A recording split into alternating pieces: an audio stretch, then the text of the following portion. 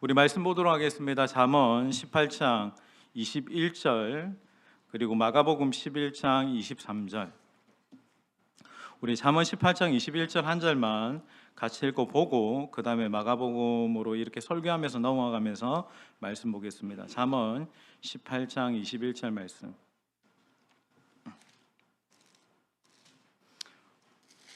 우리 18장 21절 한 절 말씀만 우리 같이 봉독하겠습니다. 21절 말씀입니다. 축구 시작.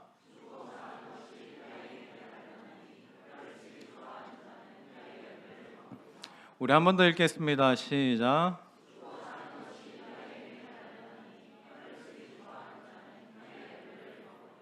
우리 자분들에게 인사하겠습니다. 성령 충만하십시오. 우리 한번 인사합니다. 여러분들 중에 좋아하시는 말씀이 있습니까? 여러분 옆에 분에게 지금 바로 하나님의 약속의 말씀이든지 여러분 안에 감동되어지는 말씀을 한번 옆에 분에게 선포해 보십시오. 예, 안 하실 줄 알았습니다. 그럼 여기까지 하시고, 예. 제게는 정말 늘 읊조리는 말씀이 있습니다. 사랑하는 자의 내 영혼이 잘된 같이 내가 범사에 잘되기를 간구하노라. 우리 옆에 분에게 한번 축복하겠습니다. 여러분, 당신의 영혼이 잘되기를 축복합니다. 시작. 여러분, 하나님은 우리의 영혼이 잘되기를 원하십니다. 우리의 육신도 또 우리의 영혼도 우리의 모든 영적인 삶이 풍성하기를 원하시는 거예요. 그러니까 여러분, 우리는 풍성하게 살아야 돼요. 그리고 하나님이 주시는 그 축복과 은혜를 누리면서 살아야 됩니다. 근데 여러분, 축복과 은혜를 누릴 수 있는 가장 놀라운 방법, 비결은 여기에 있습니다. 여러분들이 하나님의 주시는 영적인 축복과 그 돌파되는 삶의 시작은 어디에 있는지 아십니까? 여러분 오늘 제목을 보시면 거의 이해하시겠죠. 어디에 있다고요? 말에 있습니다. 말에. 여러분, 말에는 굉장히 강력한 영적인 힘이 있습니다. 오늘 말씀을 우리 한 번 더 읽겠습니다. 21절 시작.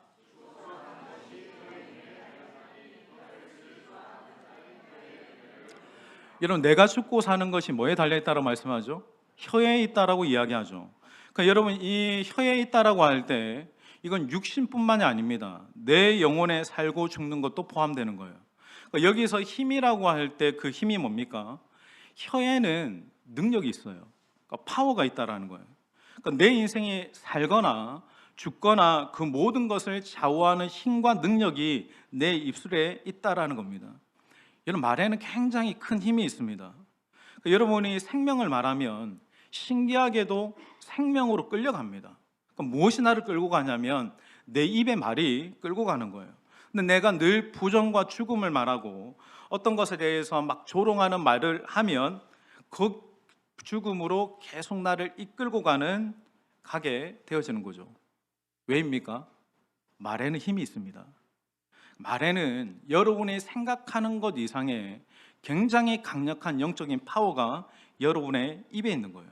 그래서 여러분, 내 안에 어떤 삶의 가장 중요한 축복과 저주를 하나에 딱 두었는데 그게 여러분 나의 입에 있다면 여러분이 말을 어떻게 하는지에 따라서 여러분의 행동과 삶과 모든 것이 결정된다라고 해도 여러분, 이것은 과언이 아닙니다. 말을 잘하는 훈련이 필요하죠. 그래서 오늘은 이 부분을 제가 예전에도 한번 기도회 때 한번 나눴지만 좀 더 보완해서 같이 나누고자 합니다. 첫 번째, 우리 같이 한번 읽겠습니다. 자, 띄워주세요. 자, 첫 번째 시작. 자, 이런 말씀과 반대되는 것을 여러분이 절대로 입 밖으로 말하지 말아야 돼요. 자, 우리가 말씀이 말하지 않았는데 보통 우리가 어떻게 말합니까? 여러분, 어떻게 말하죠? 내 기분에 따라 말하죠. 그러니까 내 기분이 좋거나 나쁘거나에 따라서 내 언어가 달라집니다. 그리고 내 몸의 상태에 따라서 말이 달라져요. 내가 피곤하거나 내가 힘들면 내 언어가 조금씩 달라지기 시작하죠. 그리고 내 상황, 내 형편에 따라 내 언어가 달라지기 시작합니다. 근데 여러분들이 대부분 말하는 것들이 어떤 결을 따라가냐면 부정적인 언어를 따라갑니다. 그러니까 여러분의 상황이 항상 좋지 않잖아요. 여러분의 상황이, 기분이 여러분의 느낌에 따라 말을 하기 시작하면 더 부정적이고 어두운 말로 가게 되어 있습니다. 몸이 아프면 뭐 그렇죠. 몸이 아프다라고 말하는 것들에 대해서 진짜 안 아픈 데가 없다. 그러면 여러분 더 아픕니다. 난 하나님마다 왜 이렇게 안 되냐라고 계속 입버릇처럼 말하잖아요. 더 안 되는 거예요. 아이고 죽겠다 죽겠다 죽겠다라고 하는데 하루에도 여러분 몇 번씩 여러분 죽습니다. 말로 죽는 거예요.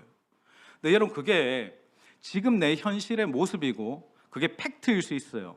근데 여러분 보세요.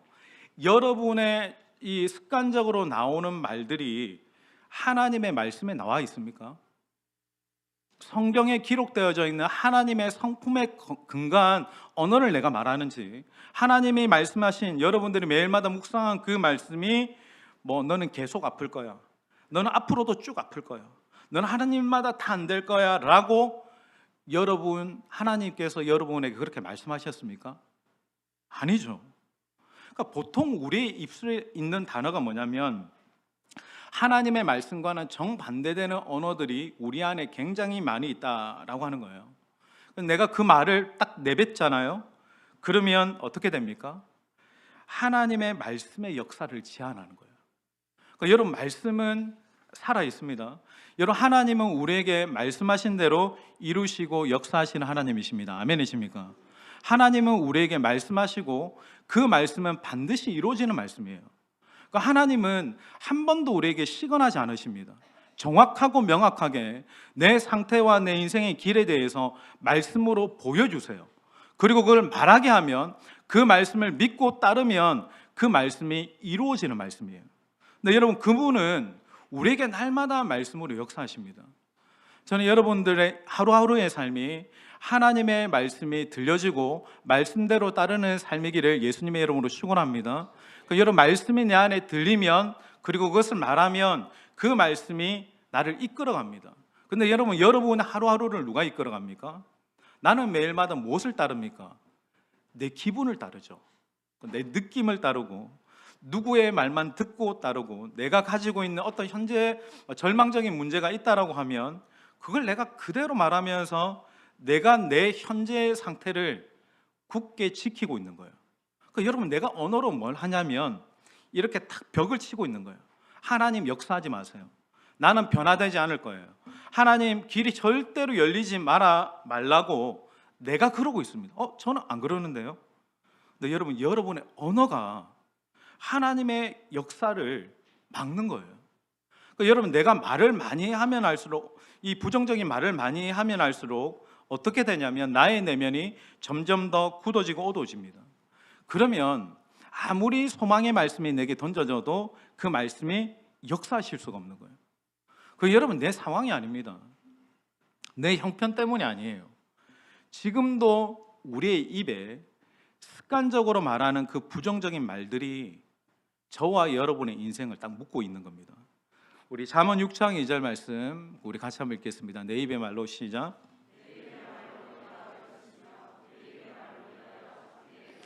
여기에 독특한 표현이 나오죠. 내 입의 말로 네가 얽혔다라고 얘기했어요. 이 말은 무슨 의미냐면 너의 입의 언어로 네가 사로잡히게 되었다라고 하는 겁니다. 그러니까 여러분 누가 여러분의 인생을 붙잡고 있습니까? 누가 여러분의 인생을 방해하고 있습니까?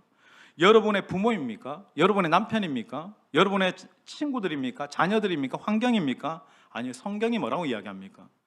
내 입의 말로 네가 얽혔다라는 거예요. 네 입의 언어가 네 인생을 꽉 붙들고 있다라고 하는 겁니다. 제가 목회를 하면서 습관적으로 부정적으로 말하는 그 사람을 통해서 한 번도 하나님이 교회를 바꾸거나 하나님의 역사를 이루신 적을 제가 본 적이 없습니다. 그러니까 내 입에 어두운 말이 바뀌지 않는 이상은 절대로 내 인생의 어떤 결이 바뀔 수가 없다라는 거예요. 바꾸려면 여러분의 언어를 바꾸셔야 됩니다. 여러분의 말이 바뀌면 내 생각이 바뀌고 행동이 바뀌고 삶의 결이 바뀌어지는 거예요. 여러분 내가 한 말이 나를 올가매기도 하고 나를 묶어버리기도 하는데 이걸 역으로 한번 생각해 보십시오. 그러면 내가 한 말이 바뀌잖아요. 내가 한 말이 믿음을 말하고 말씀을 말하고 하나님의 약속을 말하면 그 말이 내가 닥친 문제를 돌파하기도 하고 나를 묶임에서 자유케 하기도 하고 하나님의 역사를 이루게 하는 것도 무엇이다? 말이라는 거예요. 그래서 여러분 가정의 분위기, 또 여러분의 직장의 분위기는 어디에 달렸냐면 가족들이 어떤 말을 하는가에 달려 있는 거예요. 그 사람의 됨됨이, 또 가정의 형편, 경제적인 것들 이런 것과 전혀 상관없이 여러분 영적인 것을 이야기하는 거예요. 그 가족들이 어떤 말을 주거니 받거니 하고 있는가에 따라서 그 가정의 영적 분위기가 좌우되는 거예요. 늘 판단하고 부정적인 말을 하고 비판하는 언어를 하면 그 가정은 어둡습니다. 늘 긴장 상태입니다. 시한폭탄같이 언제 터질지 모르는 거예요. 그 시작이 어디냐면 언어입니다. 말입니다. 내가 무슨 말을 하느냐에 따라서 그게 굉장히 영향을 미치는 거죠. 그래서 여러분 변화되려면 말이 바뀌어야 됩니다. 말. 여러분들이 오늘 오후에 그리고 여러분 한 주를 쭉 기도하면서 습관적으로 내가 하는 말들 중에 말씀과 대치되는 반대되는 말들, 그리고 누군가를 죽이고 상처 주는 언어들, 그리고 내 내면에 나를 계속 상처를 주고 또 자괴감을 주는 언어들을 한번 곰곰이 생각해 보세요.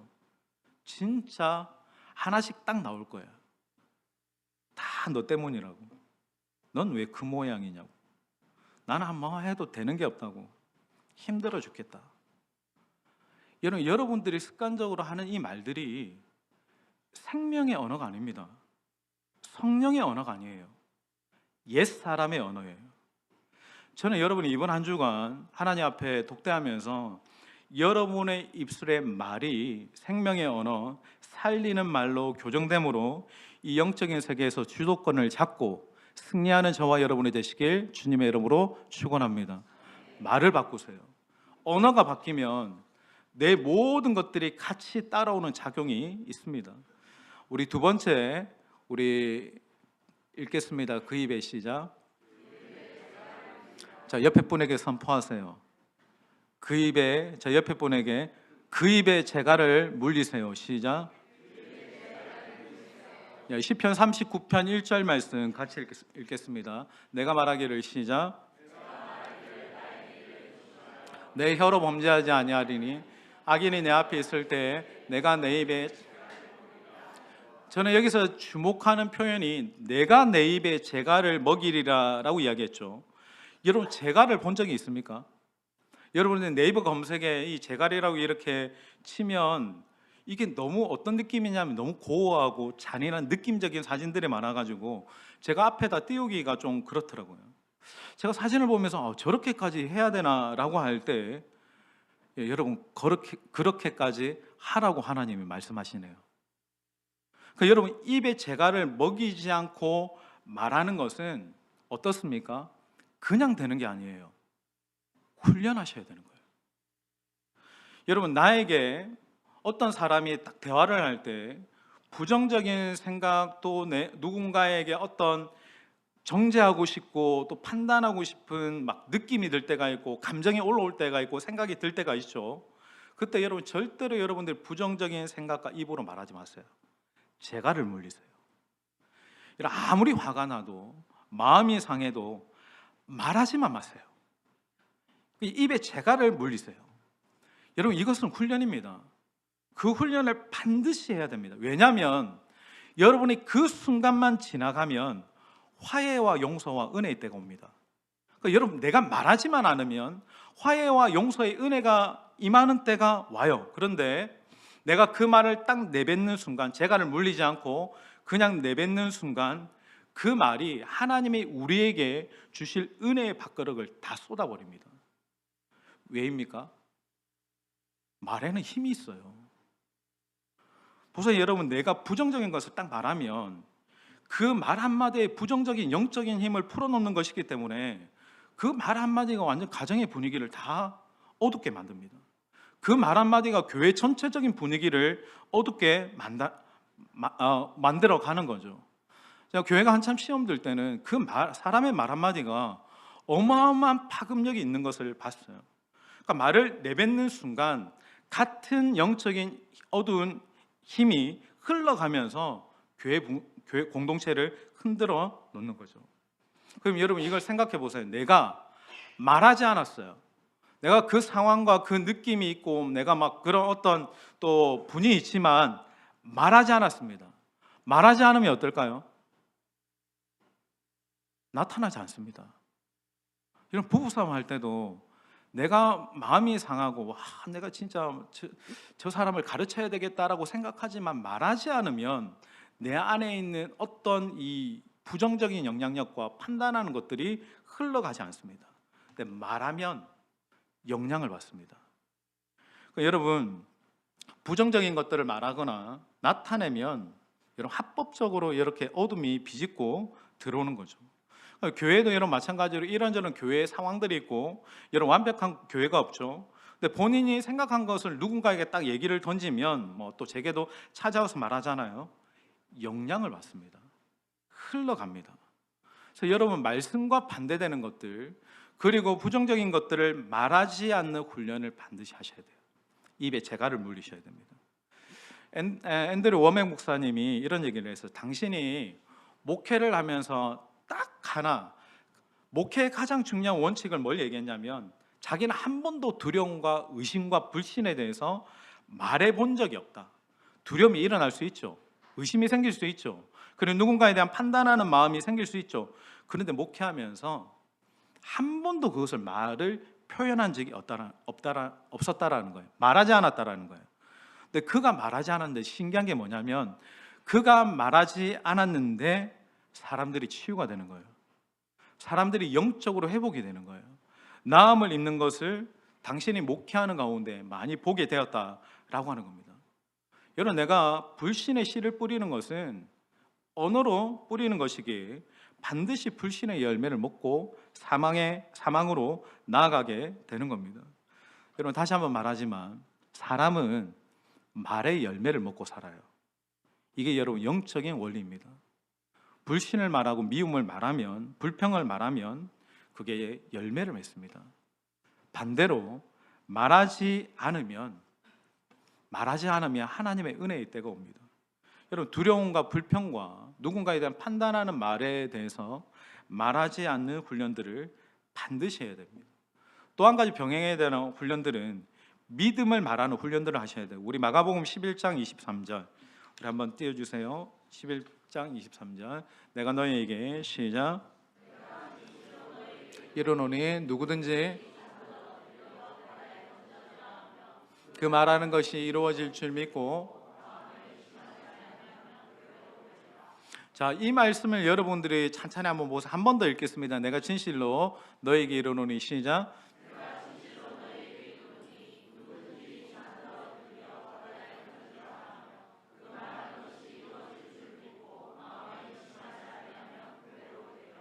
여러분, 이 말씀을 원어로 보면 여기에 말하다라는 단어가 몇 번 나오는지 아십니까? 3번이 나옵니다. 그러니까 네가 이 산더러 바다에 던지리라 라고 말하면 그대로 되리라. 여러분, 여기서 하나 정말 중요한 핵심적인 게 대부분 이 말씀을 보면 네가 믿으면 그렇게 그 산과 같은 문제가 바다에 던져지리라 라고 말하지만 주님의 가르침의 중요한 또 하나의 주님의 가르침은 뭐냐면 네가 가진 믿음에 대해서 믿음으로 말하면 내가 그 일을 이루겠다라고 하시는 거예요.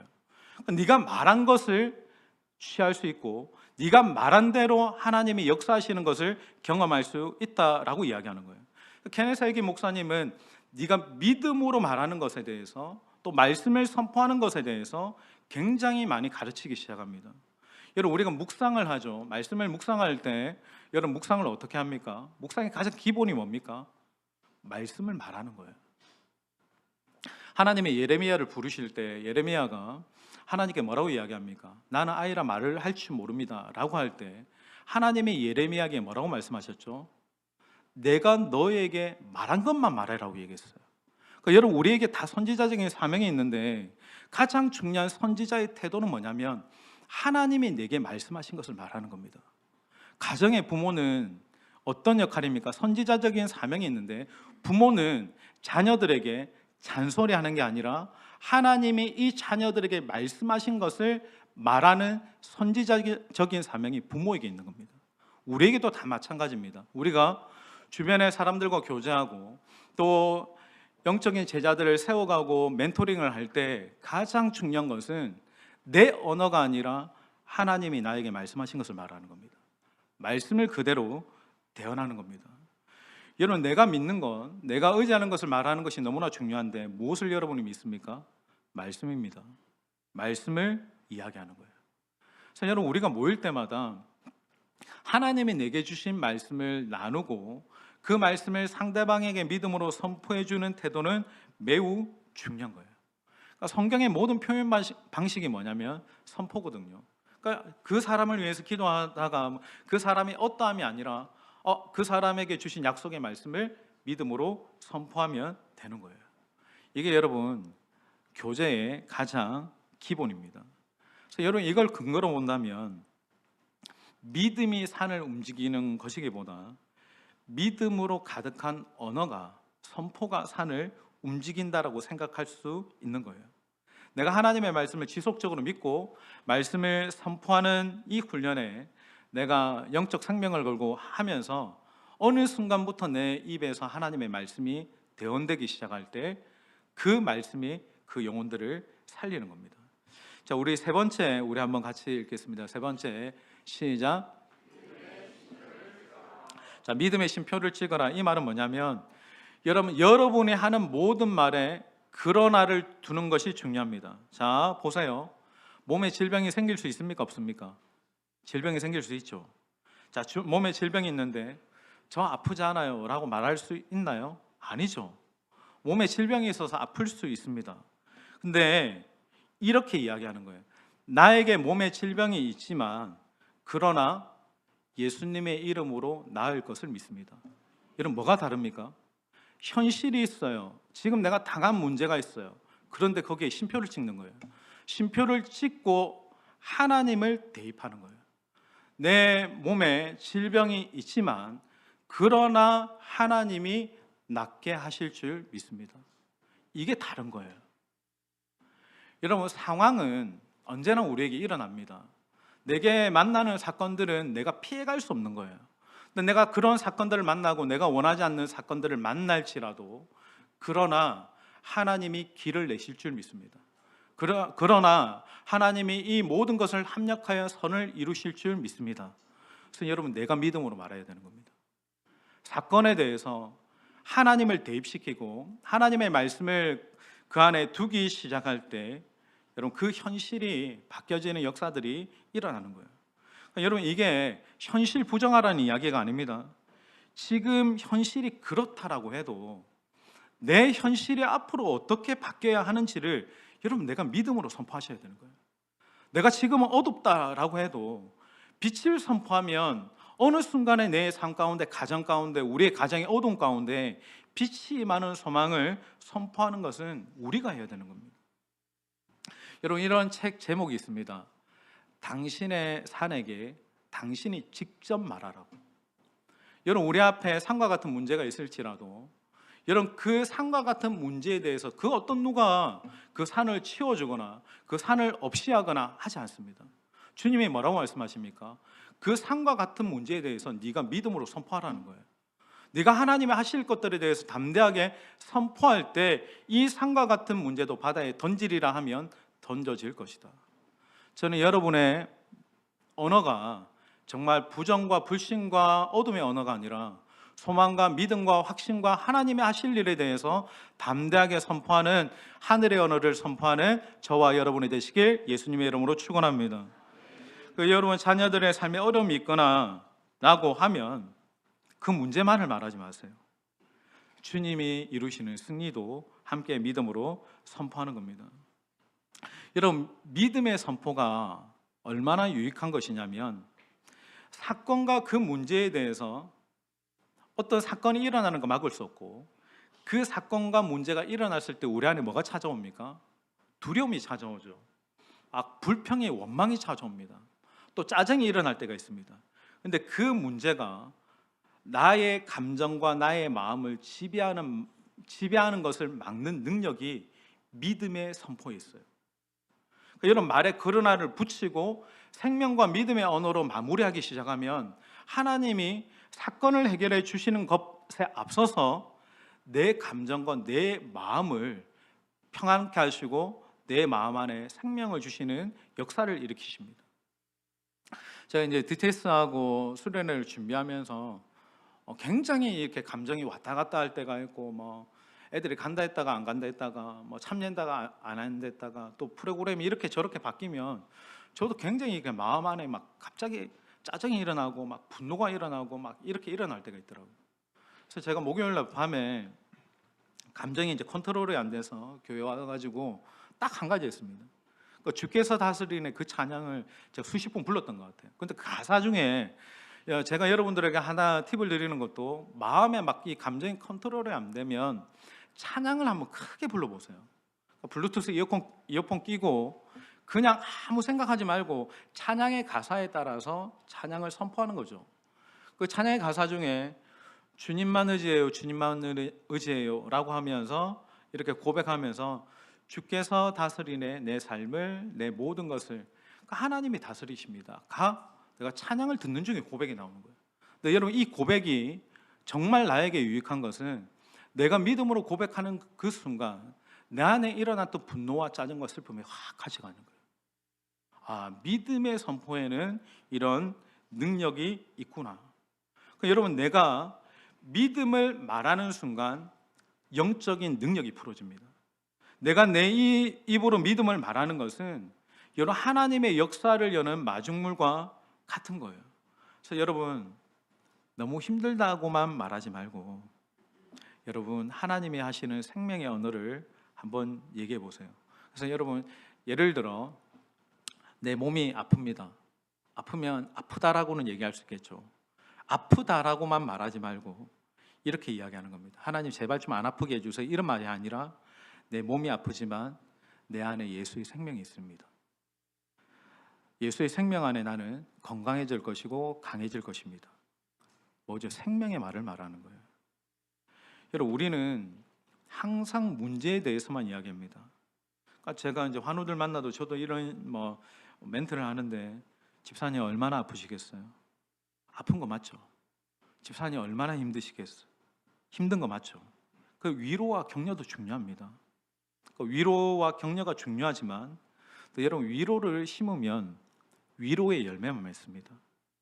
생명의 말을 하는 것은 어떤 거냐면, 집사님 많이 힘드시죠? 그렇다면 집사님, 질병보다 크신 하나님이 계십니다. 제가 그 하나님께 기도하겠습니다. 이건 좀 언어가 다른 거예요. 하나님의 생명이 집사님 안에 있기 때문에 그 생명의 주님이 집사님을 치유하실 것입니다. 이건 좀 다른 언어죠. 여러분, 하나님의 생명의 역사가 여러분의 입술을 통해서 여러분의 주변에 흘러가도록 하십시오. 생명을 말하고 믿음을 말하면 그 믿음이 전이가 됩니다. 흘러갑니다. 저는 여러분들이 믿음과 생명의 언어, 그 언어로 가정의, 교회의 생명의 역사를 풀어내는 자들이 되기를 예수님의 이름으로 축원드립니다. 저는 이 시점에 제가 이제 8월 들어가면서 우리 교회 안에 이런 하나님의 부흥의 역사의 마중물을 저는 선포기도로 우리 시작해야 된다라는 생각을 합니다. 제가 이제 목회를 해보면서 그렇고, 수많은 어떤 말들을 듣고 하는 것이 쌓이는 것 같아요. 이제는 해봐도 목회가 잘 안 되는구나, 그냥 하지 라는 생각을 하기도 하고, 그러면서 소망의 언어와 믿음의 언어가 사라지기 시작하면서 어느새 제 안에 계속 불평만 이야기하고 막 믿음 없는 언어들, 무력한 언어들만 말하기 시작하는 제 모습을 보게 됐습니다. 그러면서 제 감정도 이렇게 처지기 시작하고 마음도 처지기 시작하는 거예요. 그러면 제가 제 영혼을 추스리면서 하나님께 기도했습니다. 하나님, 제가 무엇을 다시 시작해야 됩니까? 라고 할 때 너의 언어부터 바꾸라는 거예요. 너의 말부터 바꾸라는 거예요. 그러니까 최근에 저희 집사람이 당신 말이 너무 부정적으로 바뀌었다고. 그게 맞구나. 그러니까 너의 말부터 바꿔라. 내가 할 일, 하나님이 하실 일을 이제는 믿음과 소망의 언어로 선포하라 라고 하는 거예요. 그래서 제가 선포 기도문을 여기 우리 수련회 함께하는 목사와 함께 만들었습니다. 제가 금요일 때도 소개했죠. 그러니까 선포 기도문을 제가 하면서 제가 굉장히 좀 영적인 힘을 받습니다. 위로를 받고 격려를 받고 새 힘을 얻기 시작하는데, 그 하나님의 역사를 경험하기 원하는 마음에서 여러분 함께 선포했으면 좋겠습니다. 자, 교회를 위한 선포 있습니다. 먼저 자녀를 위한 선포입니까? 교회를 위한 거 먼저 있지 않아요? 그럼 자녀들을 위한 선포 우리 한번 같이 하겠습니다. 여러분 가정에 자녀들을 생각하면서 우리 한번 자녀의 이름을 넣어서 이렇게 선포하면 됩니다. 자, 1번 시작. 학교와 학원에서 왕같은 제사장으로 서서 말과 행동에서 거룩함이 아멘이십니까? 두 번째 시작. 친구를 선택함에 있어서 지혜로울 것이며 아멘이십니까? 3번 우리 자녀를 위한 선포 시작. 혼란과 산만함의 영은 떠나가고 집중력과 제가 이거 1번, 2번, 3번을 방학하는 기간 동안 우리 자녀들에게 보이지 않게 선포하고 있습니다. 이걸 선포하면서 뭔가 좀 기류가 바뀌어지는 것을 경험합니다. 또 재정을 위한 선포도 우리 한번 같이 띄워주시겠어요? 자, 여러분 가정의 재정을 위한 선포 시작.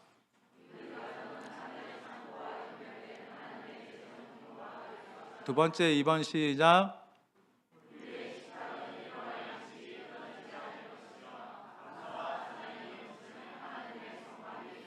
3번 시작. 3번 없습니까? 시작.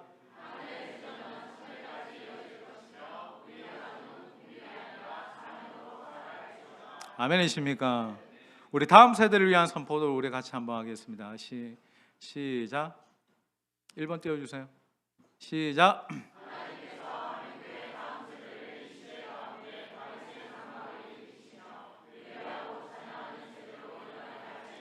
자, 2번입니다. 시작.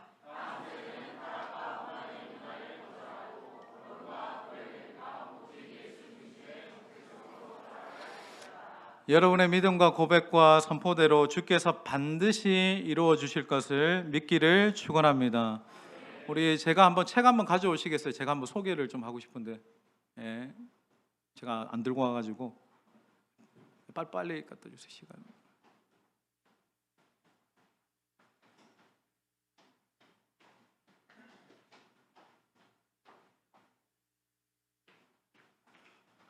이 책에 20페이지 정도 됩니다. 이 책에 보면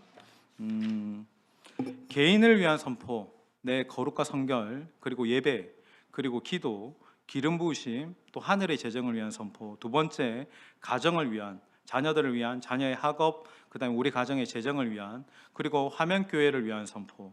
그리고 네 번째, 나라와 열방, 그리고 다섯 번째는 북한을 향한 기도문을 이렇게 만들었습니다. 만들어서 여러분들이 믿음의 선포를 하시는 거예요. 여러분 우리 계속 지금 이번 주부터 중고등부 기도문도 제가 뒤에 비치해 놓고 이번 중고등부와 청년부 연합수련회를 위한 기도도 지금 계속 하고 있습니다. 저도 그렇고 여기 계신 여러분 모두도 하나님을 향한 믿음과 소망의 언어가 회복되어지는 8월 한 달이 되기를 예수님의 이름으로 축원합니다. 이 자녀들을 위해서 기도하시고 또 여러분 자신을 위해서도 기도하시고 여러분의 영혼이 어둠에서 빛으로 부정적인 언어에서 생명의 언어로 믿음의 언어로 회복되어지는 이 한 달 되기를 다시 한번 주님의 이름으로 축원드립니다.